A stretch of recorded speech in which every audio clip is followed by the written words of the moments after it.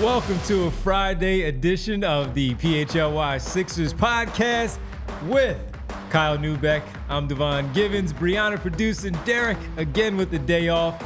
We have you taking his place with us here on this Friday, and we're looking forward to have an overall general conversation because, of course, we want to get into a little bit more of a variety of things on this one. Some very good discussion from the Aaron Gordon-like type player that you would want the 76ers to target this offseason. Same for the conversation with our good conversation, I thought, with Donovan Mitchell on Thursday's episode. And we'll have some fun with the mailbag questions where we love to get the thoughts of a lot of you out there, especially at the end of the week, and see where you are. No thoughts from our friend Vince today, though. He's on my bad list. Our Vinny Pellegrini?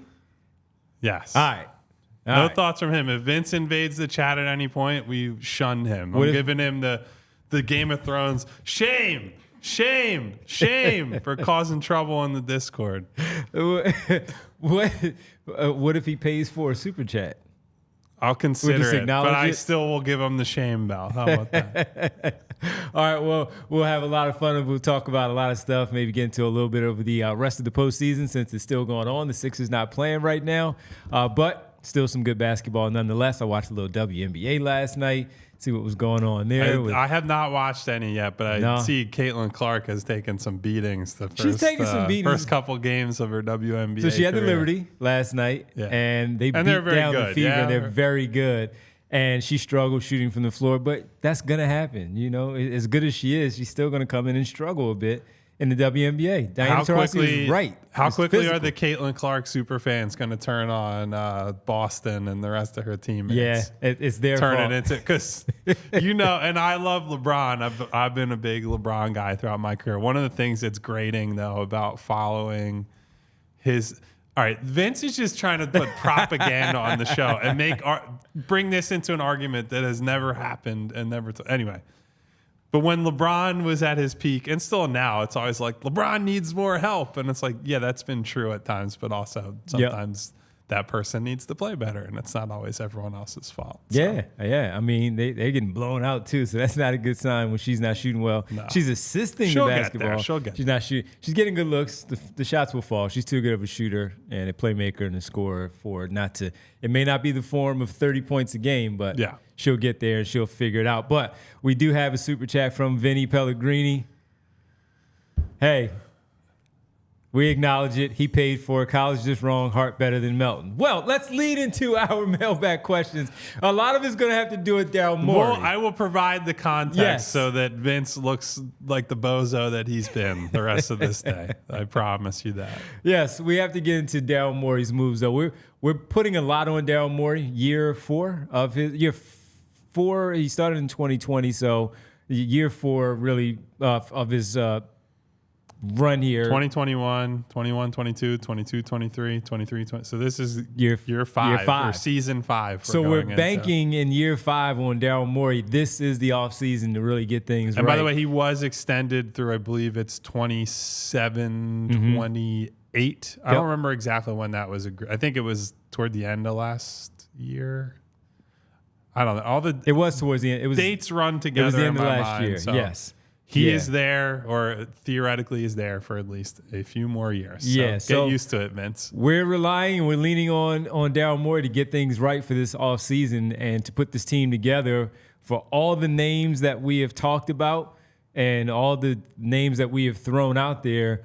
It's up to him to, in the end, get it done right. He might be watching our show, trying to see what you guys have to say and figure it all out. Of what he wants to do. No, and that's no disrespect to anyone in here. He's got a job to do. Someone running a basketball organization is not citing YouTube chat, or like we just had the Kendrick Drake discussion not that long ago. Yeah. People taking their lines and their bars from Twitter.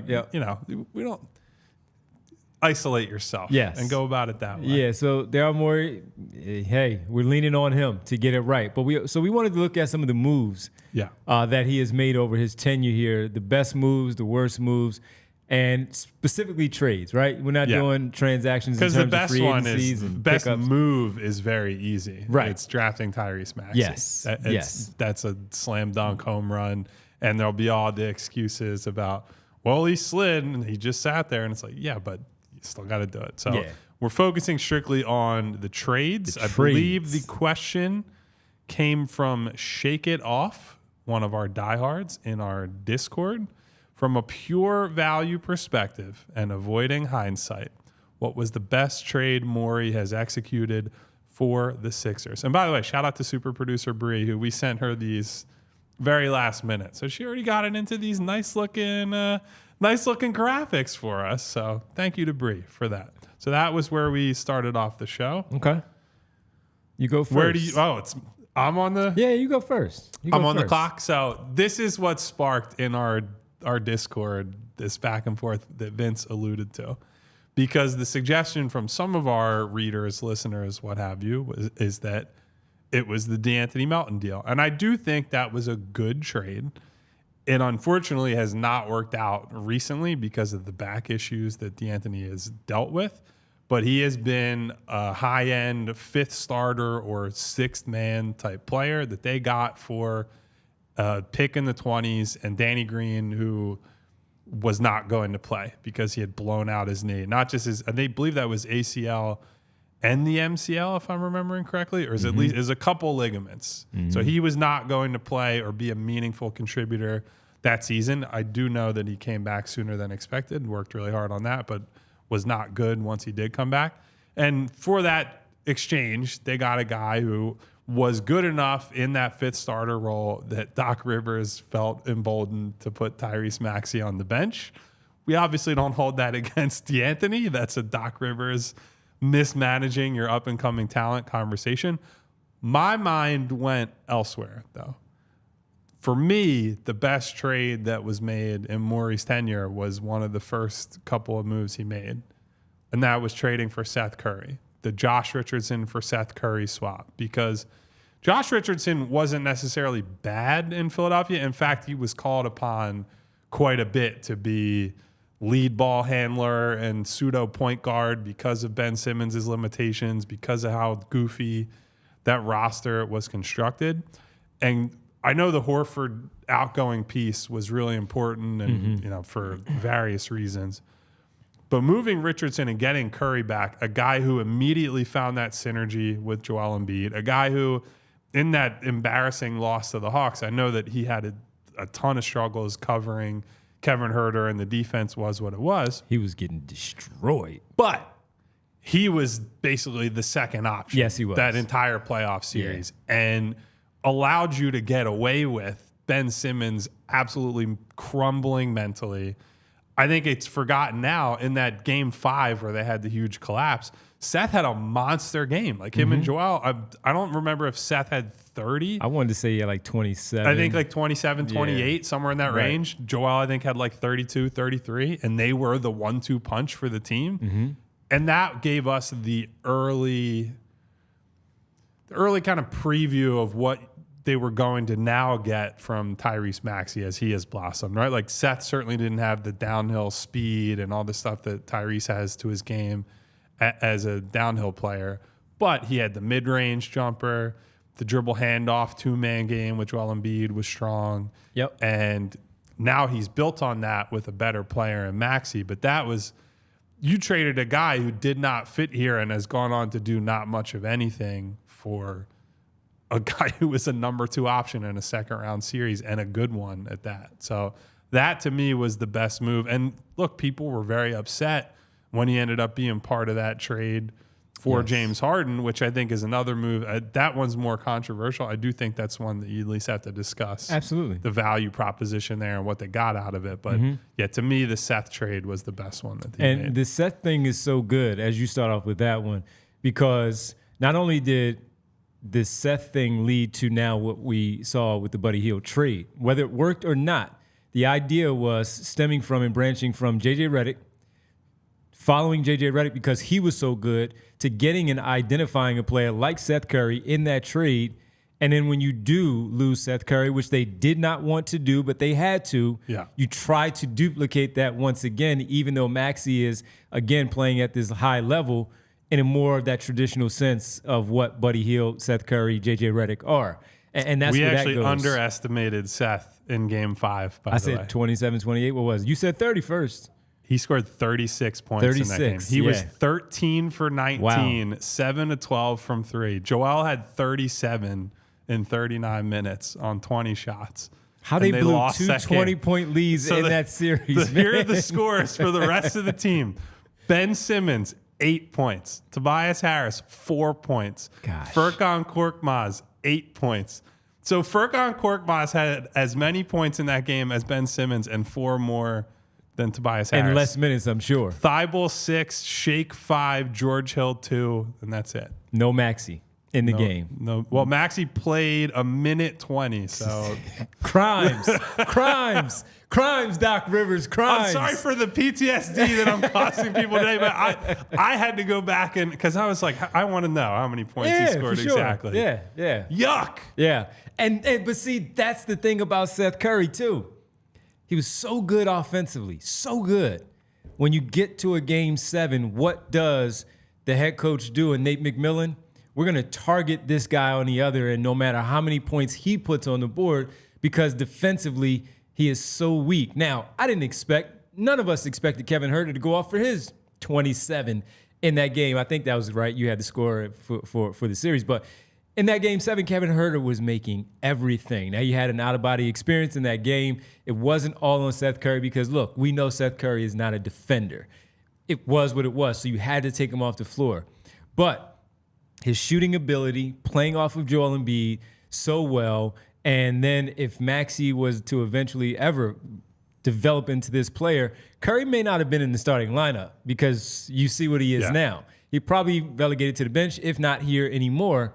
But he was a really good player. So to do that, to get rid of Josh Richardson, which was not going to work with what they now wanted to do with Doc Rivers, that was a fantastic trade by Daryl Morey. Now, I'll go to the next one. Kyle actually mentioned it already, but I do think it's worth discussing, and that is, of course, making the trade that he did. And look, I thought it was a really good deal at the time, and to move Danny Green on that draft night, we were all trying to figure out, what can they do?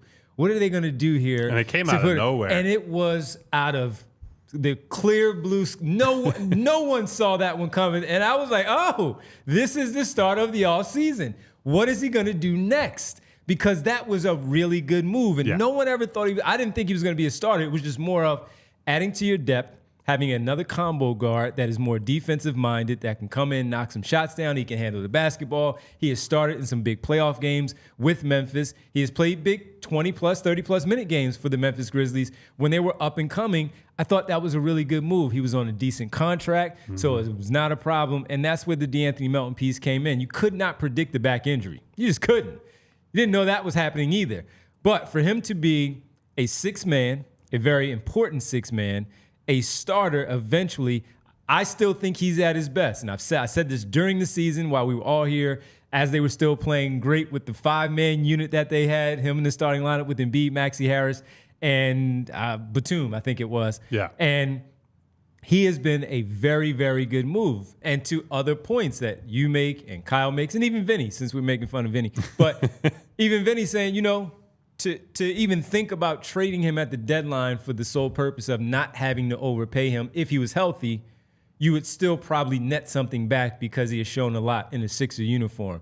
So I thought that one for Daryl Morey out of nowhere for what he did was a really, really good move to take him from a playoff team to insert him here and still have him as a key component, one that Daryl Morey trusts, one that Doc Rivers at the time trusted, and certainly this year, Nick Nurse, until the injury started to take over, and his teammates trusted him. Even going back to the Game 6 where we get on everybody, Melton, unfortunately, was the one who missed about 3 threes in that fourth quarter in that first 4 to 5 minutes where he was out there trying to get that rest for the others. Jason Tatum hadn't heated up yet. He missed some momentum swinging three-pointers that could have changed that game, ended that series, and maybe even changed the complexion of Vince what this, is just dropping this super organization chats to make is. us talk about right. how much he dislikes Melton today. Yeah, now, look, the around the rim stuff, we talk about that all the time. Of course. I called it a slapstick comedy routine before. I've you're used athletic, those type dunk of terms. on somebody because you cannot make a layup. But it doesn't mean that it wasn't a good move at the time. it was still a good move today when it happened back then. So Melton is my favorite one.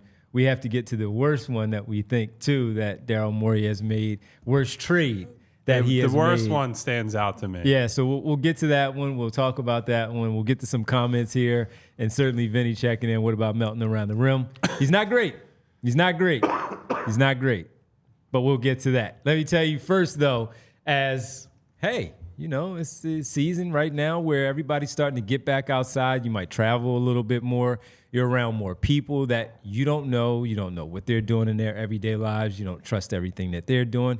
You might want to wear a mask when you're around people on the plane or hotels, restaurants, wherever you are. That's just simply because everybody's out and about and having a good time as the weather's starting to heat up. It's the spring heading into the summer, a lot of travel. And if so, we already know about the allergy season that we talk so much about. But we got to tell you about Rite Aid and the vaccines. Protect yourself and your family by staying up to date on your immunizations, especially if you're starting to travel, you're going around this country, or certainly maybe going abroad, and you want to make sure you're all set before you get on these airplanes and go to these different parts of the country, different part of the world, and visiting and having a fantastic time with your family and friends. Rite Aid pharmacists are specifically trained, certified immunizers. If you have questions about vaccines, stop in and ask a Rite Aid pharmacist. You can book a vaccine appointment today. You can certainly schedule for yourself or for your family at riteaid.com/schedule. Rite Aid pharmacists in Pennsylvania can immunize ages 18 plus 1 day for the most vaccines and ages 3 plus for flu and COVID-19. Rite Aid pharmacists can vaccine 4. Right? All right. Vaccinate for COVID-19, shingles, pneumonia, tetanus, whooping cough, chicken pox, and more. You don't want the chicken pox. We talked about this yesterday. It's a pain in the butt. Sometimes it can be a pain around your butt. I was going to say, sometimes quite literally. Literally. You never know. I had them when I was a young kid in middle school, and I was out for about 2 weeks because of chicken pox, and it wasn't fun. And a lot can develop from that. So with certain things that you can, again, RSV is a highly contagious seasonal virus that infects the respiratory tract. You don't want to deal with that. COVID-19, certainly. The CDC recommends everyone age 5 years and older should get 1 dose of an updated COVID-19 shot. Yes, get in there. People age 65 years and older. We have all those in our families, right, who receive 1 dose of any updated 2023-24 COVID-19 vaccine should receive 1 additional dose of an updated COVID-19 vaccine at least 4 months after the previous updated date. Shingles. What is that? Painful rash caused by the same virus that causes chickenpox. You want to make sure you're vaccinated because you don't want that either. It usually develops on one side of the face or the body and can be a terror. It could be a pain in the butt. So select Rite Aid stores have a dedicated pharmacist ready to administer vaccines and answer all of your questions. Have questions on what immunizations you need? Not sure if you're up to date? Well, feeling nervous to ask those questions? Don't be. A Rite Aid pharmacist will take the time to make personalized recommendations based on your health history and discuss any concerns. No questions are too small. Just walk in or schedule an appointment Monday through Friday from 10 a.m. to 6 p.m. State, age, and health restrictions may apply. Ask a Rite Aid pharmacist for details. Well, guys, thankfully I have something a little more fun to talk about than shingles and chickenpox and things like, and RSV. Yeah. And that is our good friends at Olipop. Today I got a orange squeeze fresh out of our refrigerator here at PHLY. You guys have heard me say this before. Olipop's a new kind of soda with only 2 to 5 grams of sugar and 9 grams of fiber per can. It is available online and in almost 30,000 retailers nationwide, including the most recent launch at all Wawa stores. You can scoop a classic root beer or a strawberry vanilla at a Wawa near you. I also keep hearing from people, including my colleagues like Devon, including our listeners such as Winona, maybe Martian Lynch, I know Jay, some other people, regular listeners and readers. Hey, I saw it at Target. Hey, I saw it at Sprouts. Hey, I saw it at Wegmans, ShopRite, wherever it is. Olipop is popping up all over the place. And I'm going to tell you the same thing I tell you all the time, guys. It's a movement, everybody. It is a movement indeed. But also, you can get what you want from soda, which is, a nice, complement to what you're doing, what you're eating, the weather, the mood, whatever it might be. And you don't have to worry so much about your health as you do when you're drinking the big name beverages out there. So just for an example, I bring it up all the time. Olipop is much lower in sugar than something like a Coca-Cola. The vintage cola that Olipop puts out has just 2 grams of sugar compared to 39 grams of sugar in a Coca-Cola. You guys are all smart. I respect your intelligence. I don't have to tell you how big of a difference it makes for your health to reduce 37 grams worth of sugar in every can of soda that you could be drinking. And by the way, it still tastes great. And if you're not a cola person, you don't want a Coca-Cola replacement, there are plenty of classic flavors. We have this orange squeeze here on set today. We got classic root beer, classic grape, strawberry vanilla, cream soda, cherry cola. I like the grape flavor quite a bit. I like the strawberry vanilla flavor quite a bit. The point is, there's something for everyone, and I know our girl Winona has made herself her own variety 6-packs when she's seen it in stores, and maybe you guys can too. Use the code PHLY20 for 20% off of your next Olipop order. The discount only applies to one-time orders, not to subscriptions. Olipop is sold online at drinkolipop.com and on Amazon, and it's available in almost 30,000 retailers nationwide, including Wawa, Target, Sprouts, Wegmans, ShopRite, and GoPuff. Yes. So make sure you get one. Saw the Olipops in the Target yesterday when I was roaming around the store. Said, oh, that's a lot of variety right there with the Olipop.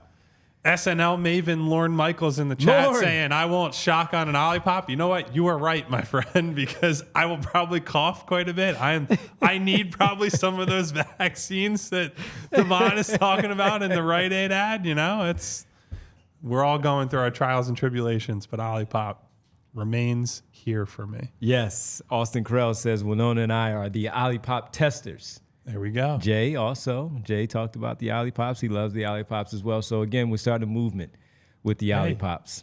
There's something for everybody. Is what I would say. You won't like them all, but I guarantee you will find one that you enjoy. By the way, we have Michael Belfatti with a huge super chat. 50. What is this? Is that 50 euro? 50 euro? 54 US dollars? Michael, I don't know man. what you sent that for, but happy Friday, my friend. Thank you. If you have a question you want to get in. Because we had a spirit discussion yesterday with Mike and I, and he said earlier in the chat, let me see if I can go back. I might be too far out of it. He wanted to ask what was I going to take out of context, I think he said a little bit earlier. He said, so he had a follow-up comment. He says he wants us to do one show on what Joel needs to do different. Yeah. It's seriously the only issue this offseason. So I'm begging for one. Michael, noted. We will get there at some point, I promise you. Thank you, Michael. So thank you very much for Appreciate the generous super chat. Yeah. So going back to the Melton point. So the reason at the top of the show, for anyone who's not in our Discord, although you should be, great value. We talk about it all the time. Yeah. If you're not, our friend Vince here, and I do want to preface this by saying, we love Vince. I love Vince. Very helpful around the offices here. But his claim was that Josh Hart has always been better than DeAnthony Melton, which is simply not true. So now he's trying to spin it. Once it's in public and we're on YouTube, he's saying Hart is better than Melton. Well, yes, Vince. Right now, with DeAnthony Melton on 2 years worth of back injuries and Josh Hart kicking ass in the playoffs, Josh Hart is better than DeAnthony Melton. Yes, he is. A few years ago, it was not close in the other direction. DeAnthony Melton was playing meaningful minutes for playoff teams, shooting 40+% from three, playing great defense, changing games when he would come into games. And Josh Hart was playing on bogus teams in New Orleans, bogus teams in Portland. Yep. He was doing nothing. He was shooting poorly. He was not as impactful as a defender as he is right now. I love Josh Hart. I love what he's brought to the table in these playoffs. He clearly is better right now. We don't need to do he has always been better because it's very clearly not true. It's that simple. And by the way, the reason that Josh Hart was gotten for basically nothing when the Knicks traded for him is because of that, because he was not good. They took a flyer on him and said, hey, look, they give them their credit. I keep saying this throughout the playoffs, right? the Knicks deserve a lot of credit for lots of, individual smaller moves. This is an example of one. They identified a guy that would fit into what Tom Thibodeau, like the style of basketball he wants to play, hard charging style on defense, on the glass and all that. And they've leveraged his gifts there. Now, he also has way outshot his career averages in the playoffs. Yep. And even this regular season versus the playoffs, part of the reason the Sixers used the strategy that they did in that series is because the whole season it was smart to just leave Josh Hart open, and he would more than likely not just miss, but miss badly. But like we said throughout that series, he got hot, and give him credit for once he got confident, just kept going and going and going and going, and he swung that series. So full credit to him, but we don't have to pretend he has always been good in the NBA. Yep. That's the only point. The only thing I said, that's the only thing I will say on the subject. Yeah, he's turned into a fantastic player. And, of course, when we were discussing the games and having our post-games, pre-games even, watch-alongs during the series with the Knicks, there was a lot there, of course, that you would want on your basketball team. You miss a Josh Hart type of player. All of that wasn't there. Sure, I would have liked for them to have drafted him before that 30th pick because of the selections that they had there too late in that 2016 draft when Ben Simmons went number 1 and they took Korkmaz and Luwawu Cabarrot with 20. No, it was actually they traded back into 25 to take what's his Pasechnik? Pasechnik. Is that the year you're talking about? Yes, that was the year when they traded back into the first round for 25. So it wasn't 16, it was 17, somewhere around there. And yeah, a guy in your backyard, you know who he is. Well, guess what? You know who was also in this backyard and understood the type of player that Josh Hart was, at least at Villanova, saw some of the intangibles, not just Tom Thibodeau, but Leon Rose, who was here in this area a lot and at a lot of basketball games in the area. You know he saw him. So with Jalen Brunson there, probably vouching for him too to make that move, it was something that worked out tremendously for the New York Knicks for what they're doing right now. By the way, trying to close out Indiana tonight in a Game 6 back in Indianapolis, and he's going to be a big part of that if they do advance to the Eastern Conference Finals, when not many of us saw that happening. All right, what are your thoughts, though, on the worst trade? You said there was one that was really evident. Easy. I think most people... The George Hill trade was horrendous. Yeah, and I was a proponent of it when it happened. I agree. So I think we probably had a similar mindset, right? Like they needed another ball handler. Now, if you remember correctly, they were in for Kyle Lowry. That was when his contract was coming up in Toronto, and they had discussions with the Raptors. And if Masai hadn't been completely crazy on the price, I think Kyle Lowry would have been a Sixer several years before he ended up here. So as they stepped away from that, George Hill ends up being the backup plan. And you could see the vision for it, right? A guy who is comfortable on and off the ball, good catch and shoot player, but can also run the offense as like a close to traditional point guard and backup lineups. You can play him with or without Ben Simmons, right? Like that. So at the time, you're like, okay, this guy works in basically any lineup configuration that you could think of. And they traded, I believe it was something like 4 second-round picks, and a couple of those were pretty good ones as well. And unfortunately, they didn't get basically any regular season value out of him because he had the nagging, I think it was a hand injury at the time. So they didn't really have a whole lot of time to get him integrated. And then he came back, and he was just terrible. Like, he gave them almost nothing, was not helpful defensively. And that was the other part of it too, right? Like, he's had a pretty good defensive reputation throughout his career. He's got a good wingspan for his height. And so it was like, okay, that'll help their point of attack defense once they go to bench lineups and blah, blah, blah, blah, blah. He did, at least with Buddy Hield, he had the moment in Game 6. At least he had some regular season games where it's like, okay, he hit some threes. I can see the vision. We're waiting for Joel Embiid to come back. Yes. George Hill did nothing. Yeah. In fact, he did less than nothing at times. He was actively harmful to that team. And so that is pretty easily the worst trade. Now, that being said, what's the ultimate downside on it? Not too severe, but with the way second round picks have become more important for trades, For example, a guy that came up on the show this week, Sadiq Bey. Yep. He was moved not this past deadline, the one before that last season, for I believe it was 5 second-round picks. Mm-hmm. And I know that I'm not a huge fan of his. He obviously had the injury in Atlanta, and that complicates things. But you're talking about a youngish two-way wing who was gettable for 5 seconds. Yep. And that's only a couple years removed from trading 4 for George Hill and completely cooked George Hill. So I think that one, it was bad once we saw him play and bad once we saw him in the playoffs. The further we get from it, the worse I think that move looks. Yeah, and like I said, as soon as Kyle brought that one up, at the moment when it happened, I was good with it because they needed another ball handler. Seth Curry was not that person. No. I cringed every time he tried to bring the basketball up because as much as I like Seth Curry and we got on the defensive part, which was the negative, I never really liked Seth Curry's body language. I always liked his shoulders were always slumped.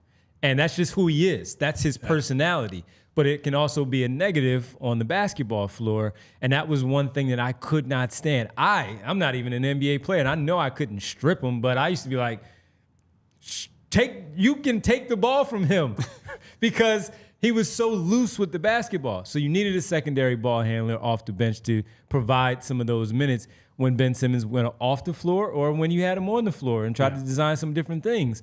And it was a big, big, big time letdown for what George Hill was. The injury, sure. But even before that, we knew what the age was, but I looked at the shooting, as you talked about, the ability to run the basketball team, the playoff experience that he had with San Antonio and Indianapolis and all the playoff games that he had played in. This was nothing. You needed a veteran. You needed another adult to help, as we've been talking about for years with Joel, to help Joel get them past where they needed to get past. And not only that, it just adds to the fact that it was that Hawks series. Anything would have helped. Yeah. Anything from one good game. They needed one good game. Cruising past Washington in round 1. They lost one game. So what? That was nothing. It was a tune-up. You get to Atlanta and you're saying, okay, the path is fantastic.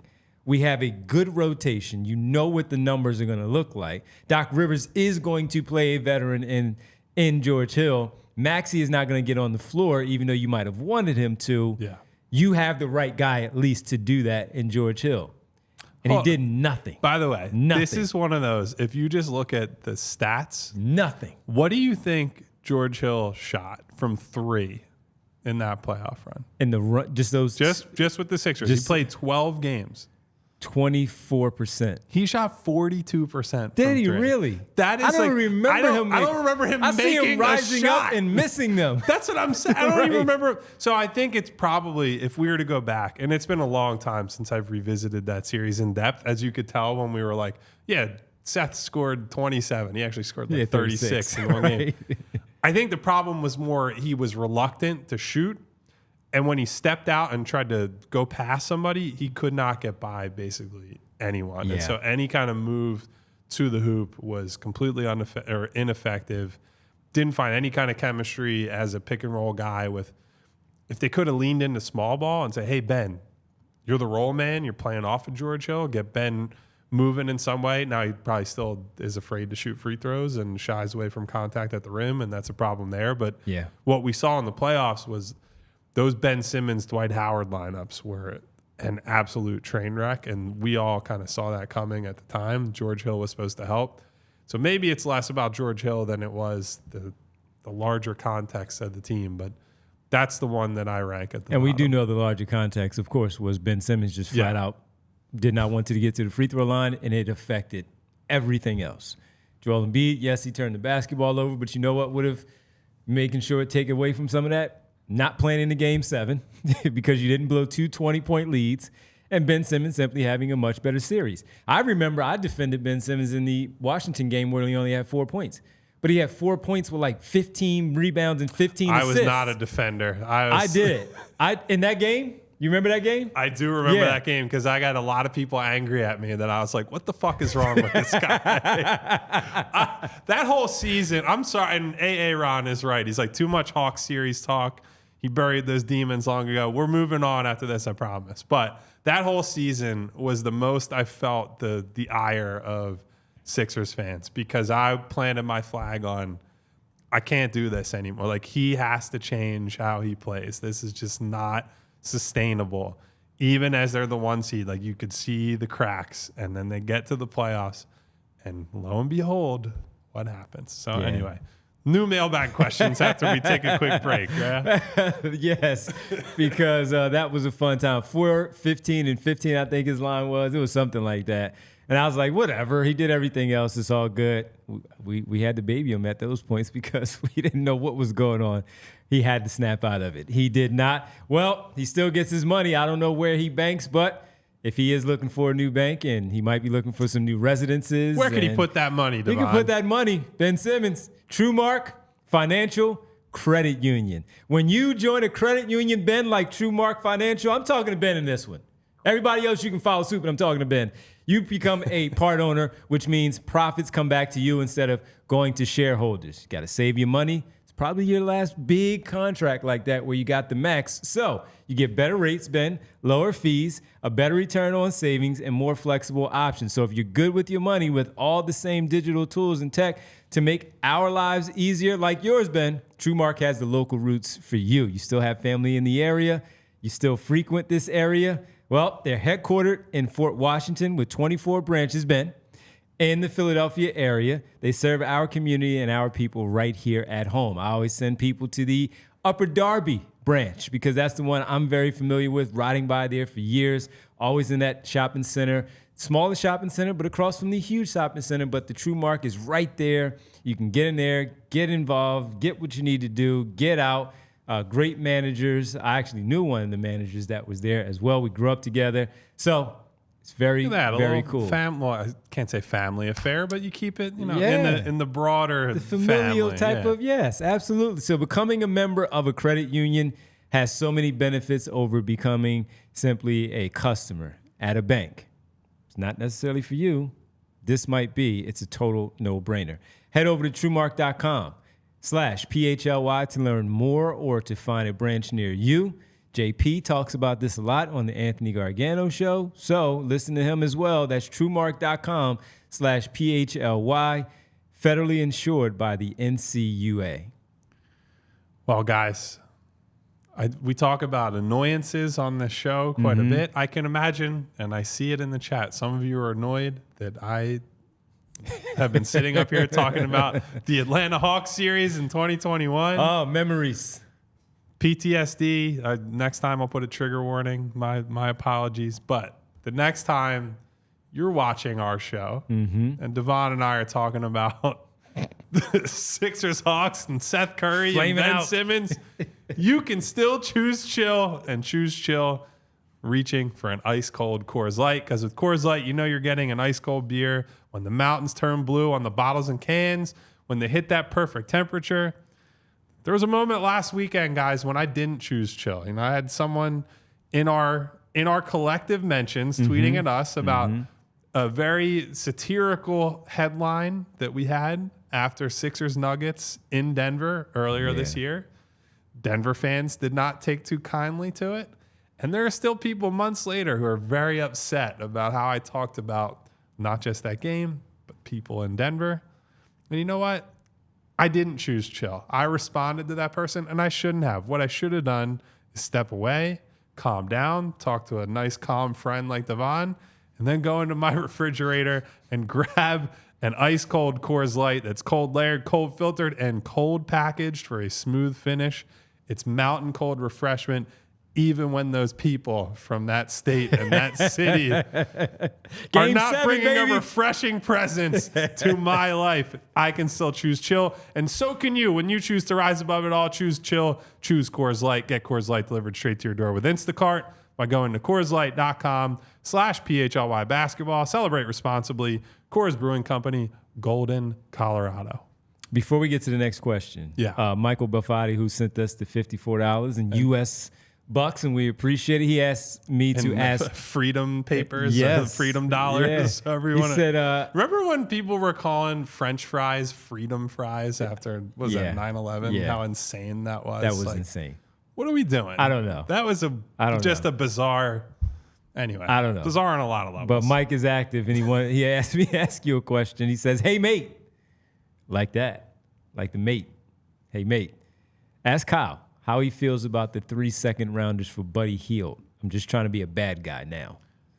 That one, I think in hindsight you would say, don't give up 3 second-rounders for a guy who's out of the rotation in your only playoff series that you played. Mm-hmm. Again, I think the difference there for me was that they at least got a Buddy moment in the playoff series. Like it was not, we're not going to go back in 3 years and be like, oh my God, he shot this from 3 like we did with George Hill, where I'm sitting thinking he shot 20% or something like that because he was so anonymous. Like Buddy showed up in the biggest game of the season. And like ultimately, that's what you're unloading those picks for. You're saying, I don't care as much about a lottery ticket on a flawed prospect.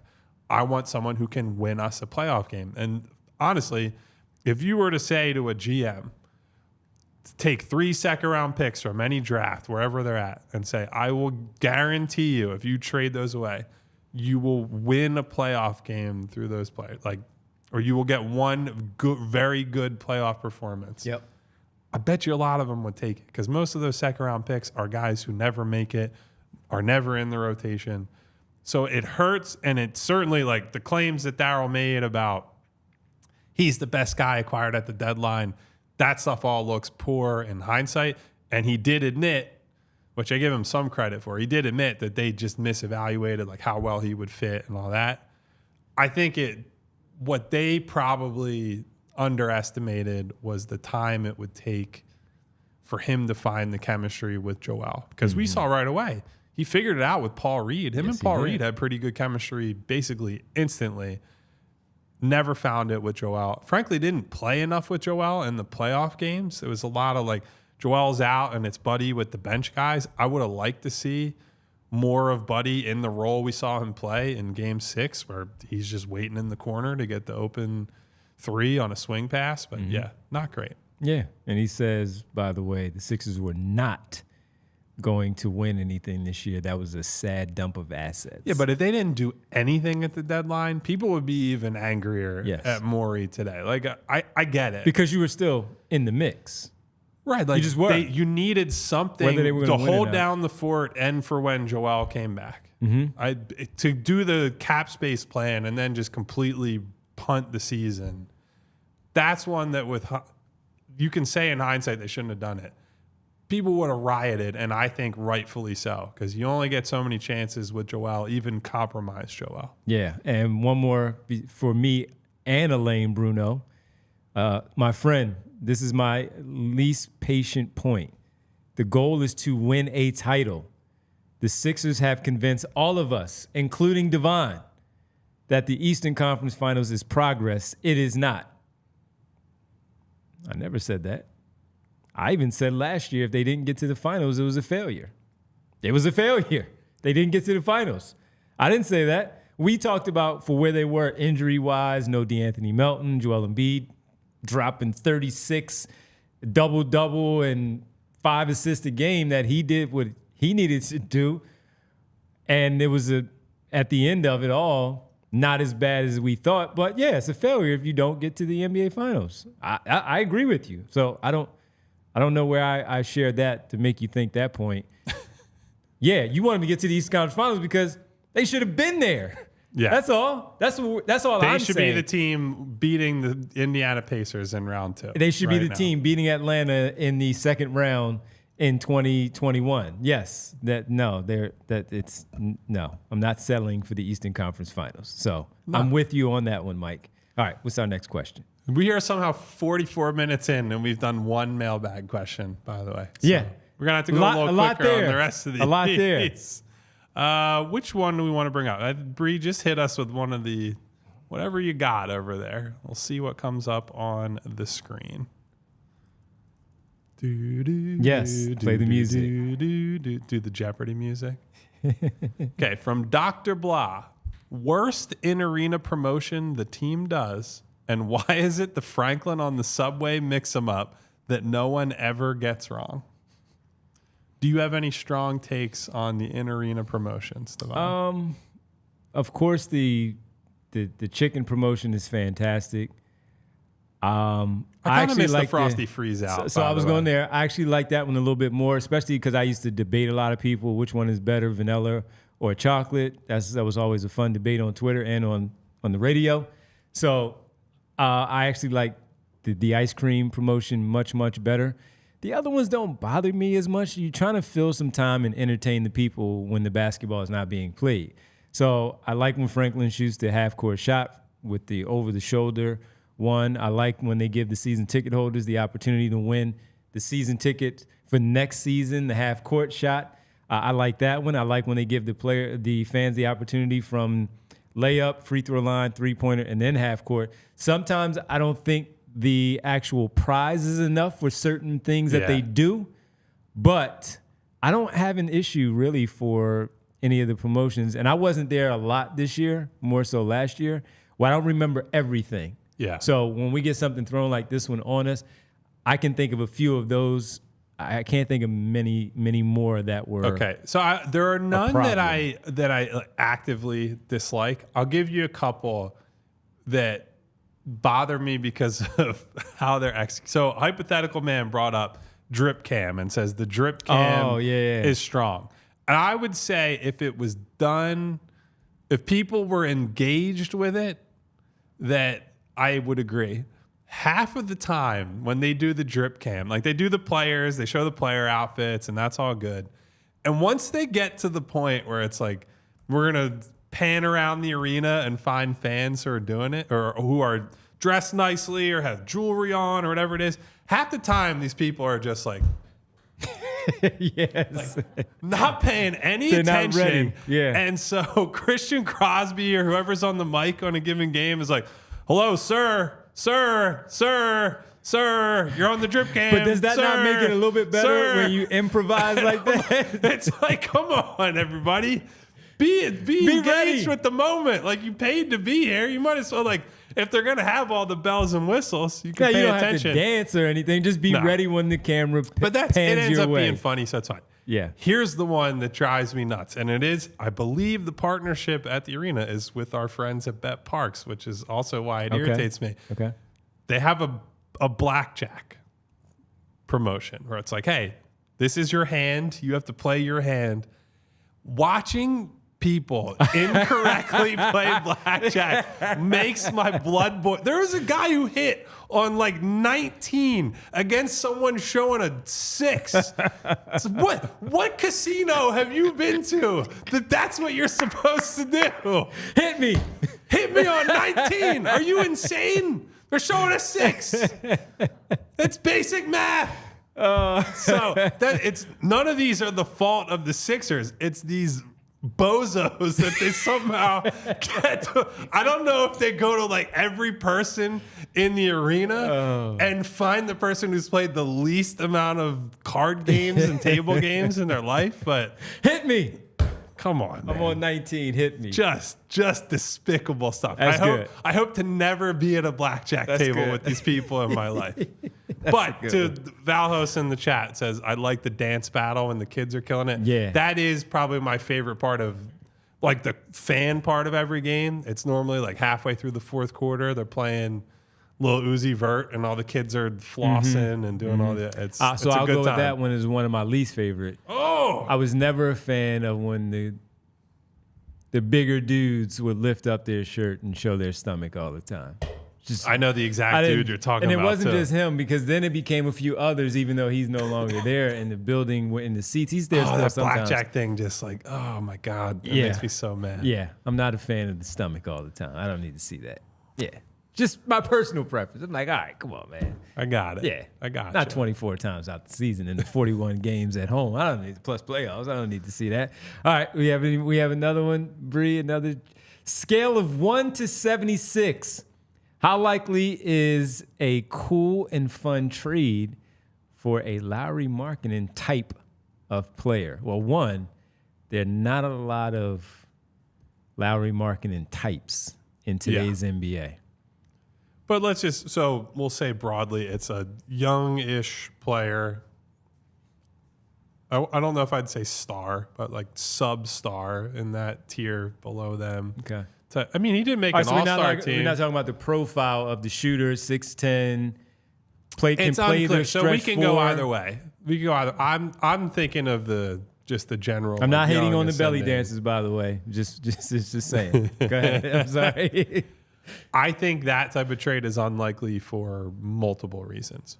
One, those guys aren't available. Yeah. The GMs don't guy. make them available unless they want out and actively say, I'm not signing an extension. I'm not coming back in free agency. I don't like the way your face looks, president of basketball operations. Get me the fuck out of here. Like, unless you're a liar. Yeah, you are a liar from a star player. Unless it's a very specific example, but unless that sort of thing happens, teams just don't move good players and good players who fit with almost anyone, and that's who Markkanen is. I think we're probably going to do a full Markkanen show at some point.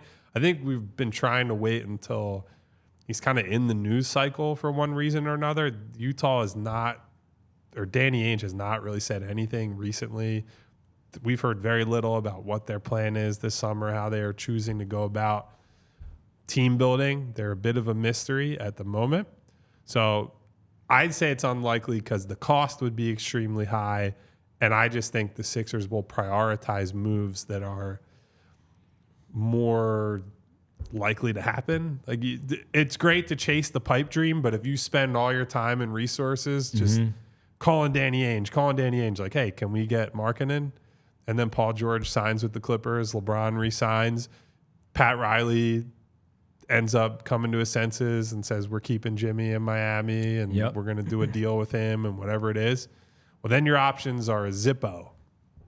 So I'm sure they're making phone calls. I know that they certainly would like a guy like Markkanen. At the moment, I don't see it as a super realistic option. And so we are presently not, debating it every day like we are the Paul Georges and the Brandon Ingrams and these other guys. Utah will come up at some point as a maybe trade destination for someone because they have so many picks. Yeah. Or that it is time for them to, again, package Lowry Markkanen and get more picks in the cupboard because, to Michael's point, they're just not ready to win. So if they're willing to get some more before they have to pay Lowry Markkanen once again, if they don't see a pathway right now, then maybe that is, and that's when we'll discuss it. One name that is in the chat that people have brought up a few times that we have not talked about, and we'll talk about him maybe at another time. But what do you think of the fit with Malik Monk? A lot of people think he's going to get paid a lot. He's definitely better than I thought he would be. Is he a starter, though? Especially I think he's probably a high-end sixth man. Especially, like like someone who could sixth man. Close games, but is not someone you necessarily want to have to rely on. He's going to get paid. He's going to get like $80 million, right? Like he's going to get Josh Hart money. Yes, Josh Hart money. So I like him. I think he's someone I do that too. If you don't end up getting a star, and we talk about going down this like role players path, I think he's become a better playmaker than I expected him to be coming out. Mm-hmm. The shot has certainly come around a ton, right? Like that was part of the problem for him early. It's like, hey, this guy can shoot the hell out of the ball, but he's not, and that compromised a lot of his value. Mm-hmm. Now that the shot is there and that teams have to respect him on basically every type of attempt he puts up, the off the bounce game is there, and I like him quite a bit. I think he fits that. If you're talking about the mental makeup, he fits that sort of guy one in the playoffs that is just, he will keep putting them up. Like he does not care. He's got no conscience, and he'll shoot you out of a game or two, but I think he actually has become, his discretion is better than it was early in his career. I think whether it was Mike Brown, whether it was, work he did on the side with trainers and whatnot, watching film, I think he has harnessed the best of his shooting ability without turning into like a reckless gunner. And so I respect him a lot as a six-man type guy. And yeah, I think he averaged like 5 assists a game this year. So the the playmaking jump that he made is more significant than almost anything, because that's a guy that can come in and basically run the offense, right? Yeah. Like if you brought him here and Tyrese hits the bench, that's someone I'm comfortable just like, we're gonna give you the ball and you and Joel Embiid are gonna run actions. And he is versatile enough as an offensive player that I think you can do some of that dribble handoff stuff. You can do some of the pick and rolls, hit the pocket pass to Joel at the elbow, pick and pop with Embiid where he then drags the big out and Malik Monk can get to the rim. I like him a decent amount. And he is one when we talk about Melton finishing at the rim. And this is not any knock on Melton coming back on a 1-year deal if they can get him because of the back issue. This dude is fearless at the rim. Great I athlete. think you guys already know that. Yeah. I'm stating the obvious, so that would not be a concern. It's like Kelly Oubre. He's just now he will finish with the left hand, where Kelly may not finish with the right hand a little bit and more. Kelly's got size on him, Yeah, right? he Like got Malik, size. I think is what, like 6'3", 6'4", in that but range. he will dunk on you. So you like to see that. You like to hear that.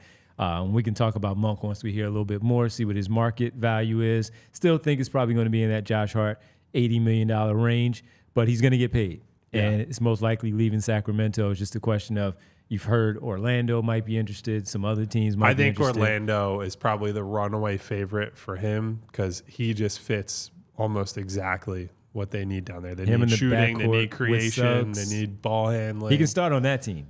Oh, yeah. Yeah, he can start on that team. Here, maybe a little bit more of a question Especially, mark. and Suggs is a great fit with him, too, because he can do the difficult defensive work. Like, he takes the best guy in the backcourt. You kind of hide Monk, and you can hide Monk not just with him, but between Suggs and Paolo with his size.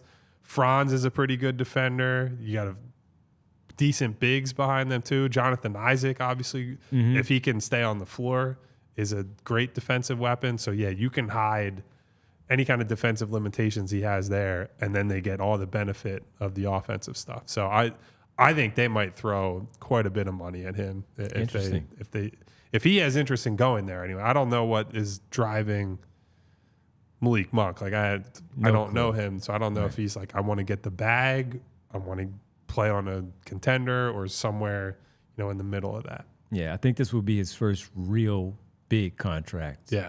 Out of all of them. All right, Buddy Vince, get a couple of these super chats. Hart was basically traded for the same or more than Melton. We talked about that already.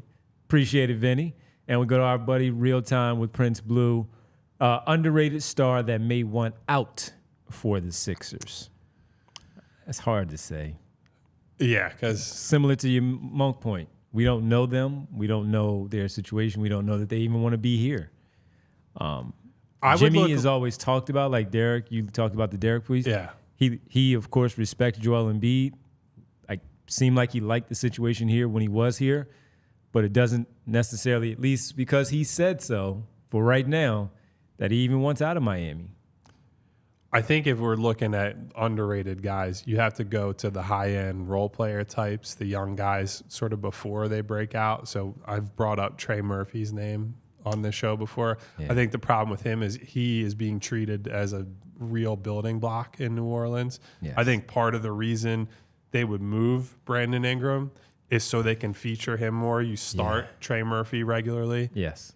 So one of those guys between him and Herb Jones, like does one of them get disgruntled, and then you get they're not stars, but Trey Murphy, I have a lot of belief in. I think he's going to be. He's staying there. One of the most dangerous shooters in the league. Someone, if you could get on your team, I would have said a complimentary guy. I would have said Jalen Green before he went off in the months of February, March, and April.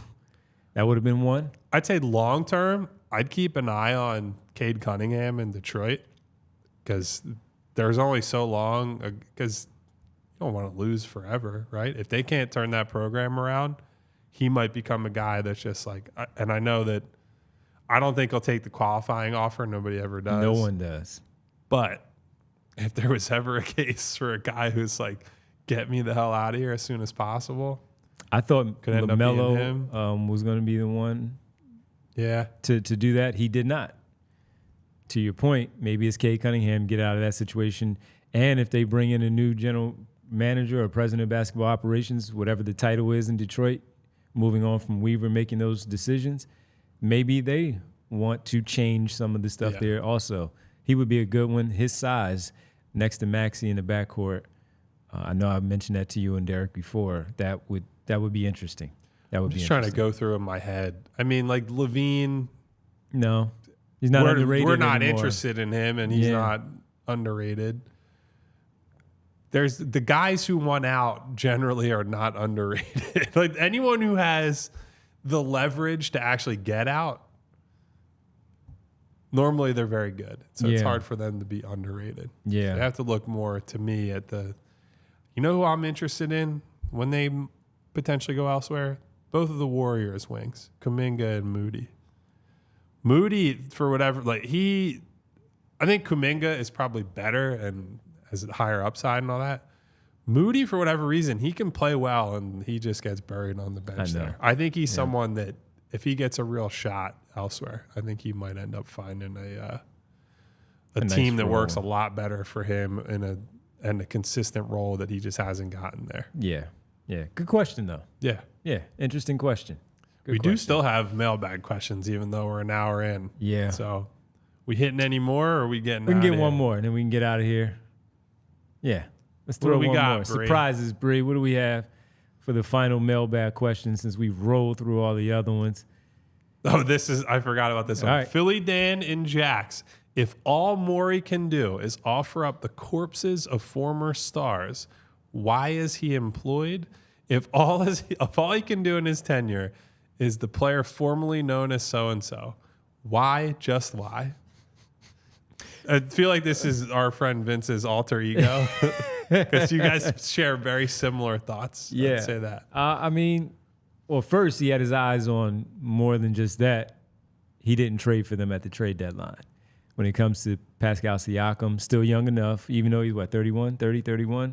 Yeah, early 30s. Yeah, I can't remember 30. his exact age. And then OG Anunoby. So those players would have helped the 76ers. And OG was the one because we've said on this show, Siakam was not going to come play for Nick Nurse. Right. That I think that relationship soured enough. It's not happening.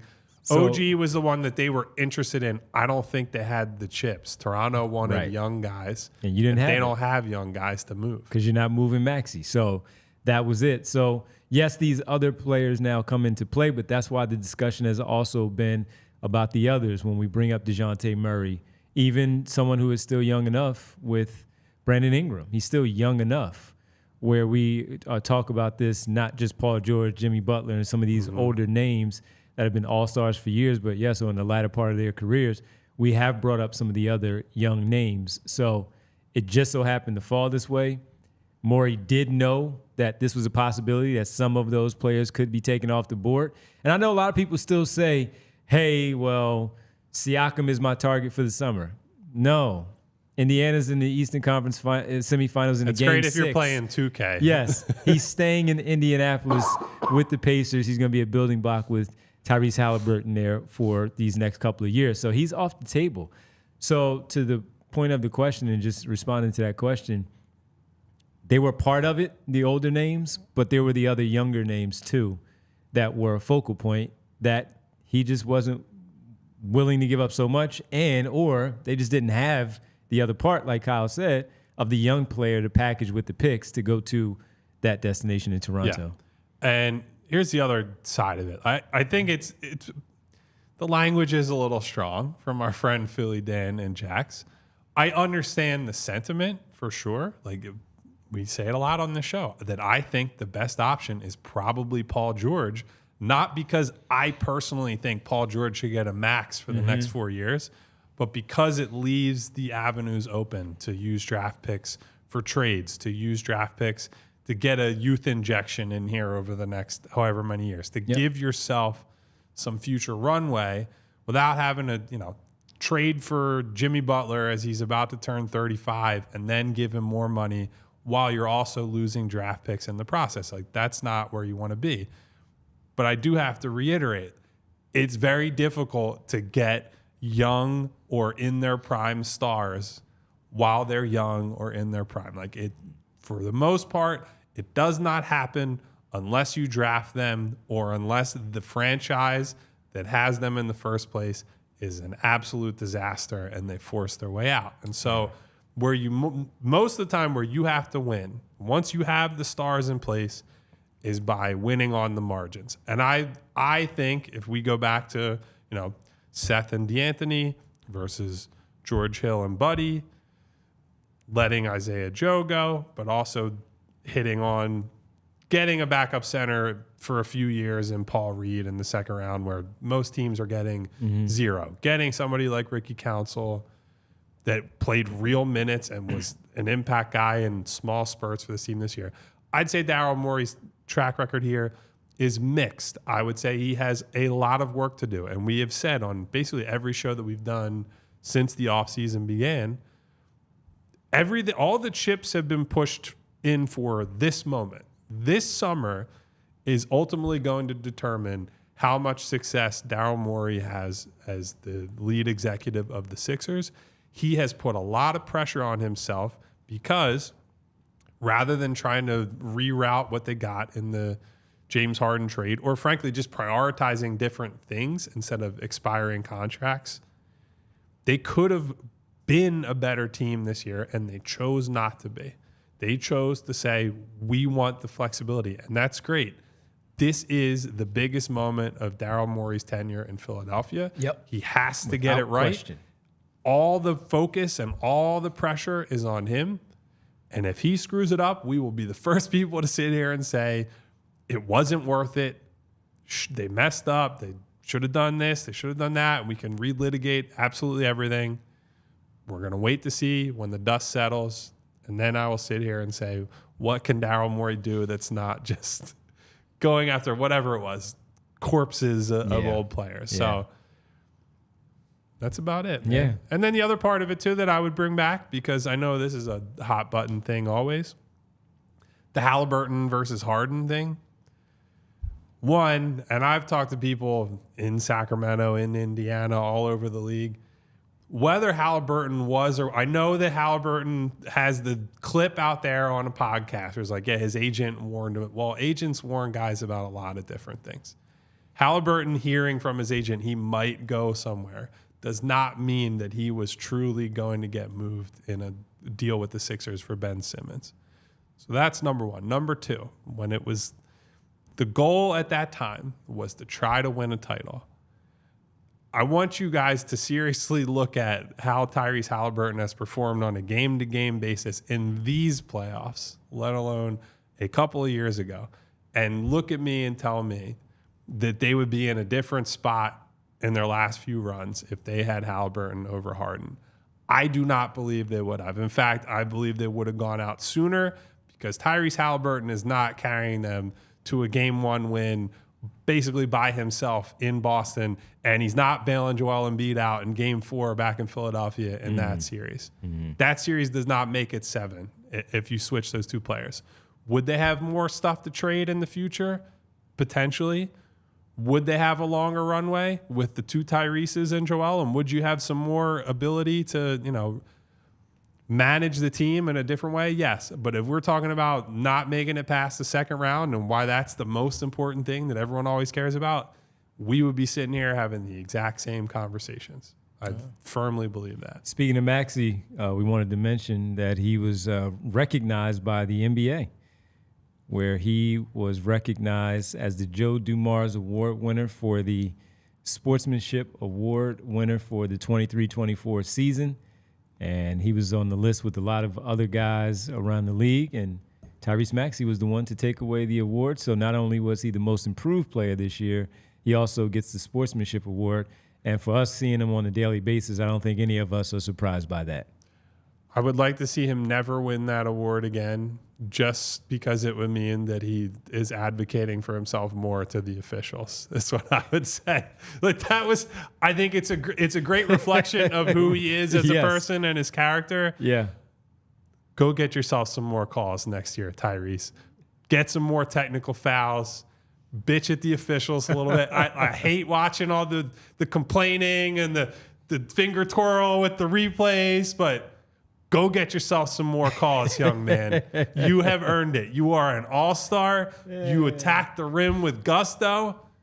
You got to start complaining more. And I hate saying it, but if you don't advocate for yourself, nobody else will either. So congratulations, young man. And he is a great person. It is a reflection of who he is. Like we talk about all the time, the personality, the smile, the infectiousness. Just a little more frowning and. You sound like James Harden now. Listen. James Harden was right about something, This is the world we live in, my friend. And I want to see him get the calls that he deserves. That's all I'm saying. If he can get those calls without complaining, I prefer that. But I don't think that's going to happen. You and I both know how the league Yes, operates. we do know how the league works. Well, that'll do it for us on this Friday with some mailbag questions. We spent a lot of time on the first one, but it was a good discussion about Morey's moves and how big this offseason is for him going forward. It's going to be a big offseason. We'll be here for you every day, Monday through Friday. Also, tomorrow, Saturday, the hottest baseball team, the only team with 30 wins in Major League Baseball right now, the Philadelphia Phillies. Well, we have a show here on the PHLY, of course, network, and our PHLY Phillies crew will have a big-time tailgate on Saturday. Yes, Saturday, May 18th, 2:30 in the Jetro lot, presented by our good friends from Olipop and Cavs Catering. Bob is a great man with the Cavs Catering. If you're there, make sure you try the slider, the steak slider. It's fantastic. You would love it. You would love it. I'm sure I would. Me and D-Gun got into an argument because I put barbecue sauce on it. Shout out to D-Gun, yes. by the way. So, and that said, join us for our first PHLY Phillies Tailgate of the year, Saturday, May 18th. Again, they have partnered with Cavs Catering. Delicious food. Eat the buffet, all-you-can-eat buffet, penne pasta, seafood trio, filet mignon sandwiches. That's the one I'm telling you about. And cold drinks, all the drinks that you have. Of course, Olipop will also be joining us to serve up delicious new flavors. And some mixed drinks with their best sellers in the Jetro lot, 2:30 until the game starts. Head to allphly.com to get your tickets now. Again, allphly.com to secure your spot with the game ticket and all-inclusive tailgate ticket for May 18th against the Nationals. Keep it rolling, boys. Keep it rolling. Take these teams down. Everyone getting all mad that I'm saying that Maxey needs to advocate for himself. I'm not saying he needs to be a mean, miserable person like I am on the show here. I'm just saying sometimes you got to speak up for yourself. That's all. A little bit. That's all. Just, But Mike, get those calls, buddy. We appreciate it, man. Great stuff. Thank you for donating to the show. Thanks for watching. Thanks for being a participant in the chat and the discussion, not only with us, but other people, Elaine Bruno and so many others. And we appreciate many more of you. And make sure you go out there and follow us on Twitter as well, our show account at PHLY_Sixers. We got to thank the people on the way out. Very quickly, thank you to Vince, even though we're fighting right now. Thank you to Vince. Thank you to Jay the Jungle. Public Enemy #1, Money Mar. AA Ron. What Dave, up, Aaron? Chris D, Fusion, Rich P, Martian Lynch, Lost Sleep TV, Michael B, Mike, the #1 super chatter of all time, Prophet One, Phi Chi, Val hosts, my girl Winona. What up, Val? Nona? I'm my own yams now. Whoa. Exclamation point. Philly 007, Real Time with Prince Blue, The Hypothetical Man. Yes. Have we seen Al, the 2-minute warning lately? This week he was in there. Okay. Yeah, he was in there. I want to make sure we got an APB on our guy Al. He'll check back later. Alex McCoy, Austin Krell gets a little bit of free promo. What up, Austin? I can't stand that, but Joe Sox, Kevin Washington. Who else we got What here? up, Kev? Sox. We'll do a short one Kinda today, socks you got, everybody. Joe? Thank you, everyone, for being here with us saw on a Boots in Friday. there. What up, Did I Boots? say Rich P? Because Rich P just Rich, said, yo! What up, Rich? Boots was in there, too. Bootzilla! There you go. Love you all. Subscribe to the channel if you haven't already. Hit the bell icon to get notifications each and every time we go live. And as I said the other day, hit the thumbs up button. Monday, we will have an extra person with us. It won't be Derek. It won't be Rich. It won't be someone you've seen on this show before. Stay tuned. Tune in Monday, 2:30 to find out. Thank you to Bree. We all silly like the mayor.